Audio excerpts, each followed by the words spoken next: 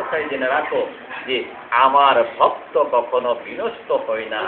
যদি বৈশ্য শূদ্র ব্রাহ্মণ যে কোনো জন্মগ্রহণ করুন না কেন এবং আরো অধপতিত করে জন্মগ্রহণ করুন না কেন, কিন্তু অন্য সময় বিনষ্ট হতে পারে, কিন্তু আমার ভক্ত কখনো বিনষ্ট হতে পারে না, বিনষ্ট হতে পারে না। ইয়ান্তি দেবব্রতা দেবান পিতৃন যান্তি পিতৃব্রতা ভূতানি ভূতানি যান্তি ভূতেজ্জা জ্ঞান্তি জ্ঞাদিনপিমা। আমি আবারও বলতেছি, ইয়ান্তি দেবব্রতা দেবান পিতৃন যান্তি পিতৃব্রতা ভূতেজ্জা যান্তি ভূতানি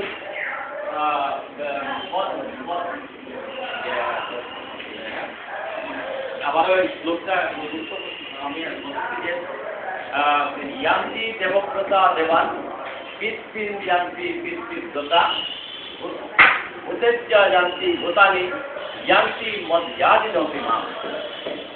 এর অর্থ হইতেছে এটাই যে ইয়ান্তি দেবব্রতা দেবান, যারা দেবতার পূজা করে থাকে, দেবদেবীর পূজা করে থাকে, শুধু ভক্তবৃন্দ যদি আমার কথায় ত্রুটি হয় আমাকে সমাদৃষ্টিতে দেখবেন। আপনারা ভাগবত ভক্তমণ্ডলী আপনাদের কৃপাবর্ষণ যদি না হয় আমি কিছু করতে পারি না।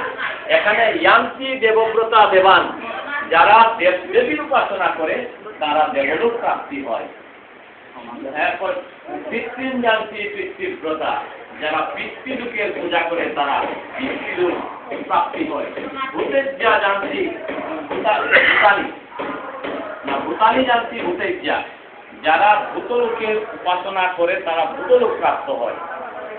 মজ্জাদিনপিমাম, কিন্তু আমার ভক্ত যারা যারা আমাকে একান্ত চিত্তে ভজনা করে তারা আমাকে প্রাপ্ত হয়ে থাকে, এবং যারা আমাকে প্রাপ্ত হয় তারাই পরম গতি প্রাপ্ত হয়।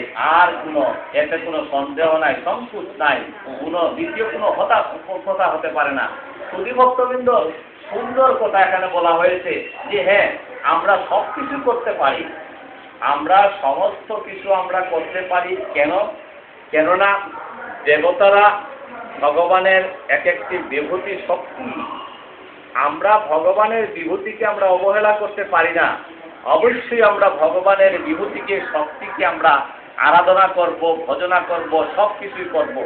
কিন্তু ওই যে কথাটা বলা হলো যে দেবতার ভক্তগণ দেবলোক প্রাপ্তি হয়, যারা পিতৃলোকের সেবা করে পিতৃলোকের ভজনা করে তারা পিতৃলোক প্রাপ্তি হয়, যারা ভূতলোকের ভজনা করে তারা ভূতলোক প্রাপ্তি হয়, কিন্তু যারা আমাকে ভজনা করে